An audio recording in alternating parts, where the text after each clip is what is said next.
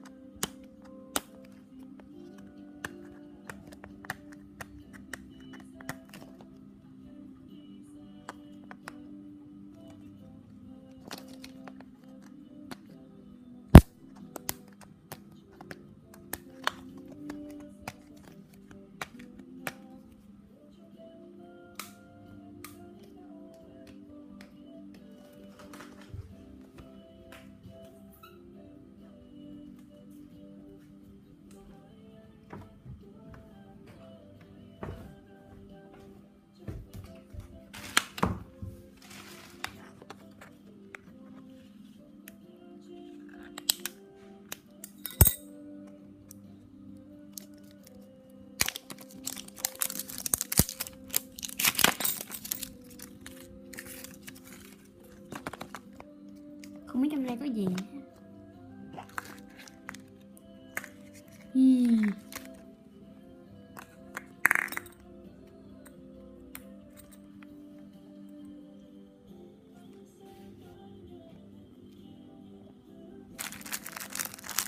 Trong đây có một bịch kẹo ngôi sao nhiều màu sắc và một cây kẹo mút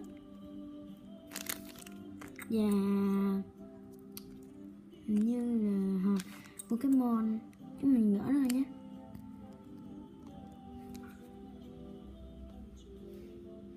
Có gỡ không các bạn? Ra rồi.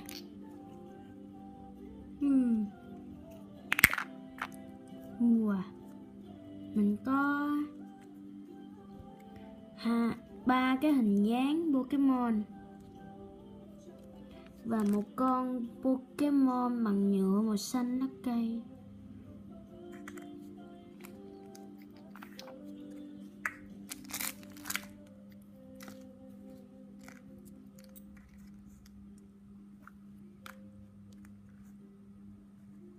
Đứng không được.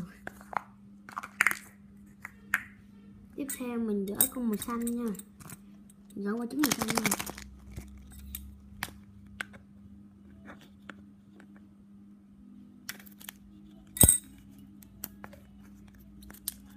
Làm một xíu.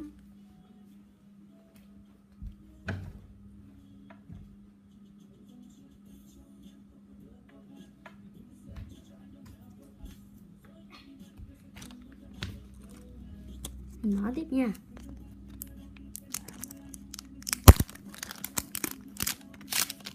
Mình nghĩ trong đây cũng có Pokemon giống vậy.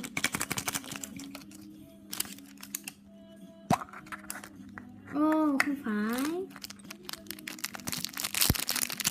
Mình cũng có một bọc kẹo ngôi sao nhiều màu sắc, một cái kẹo mút giống vậy nữa.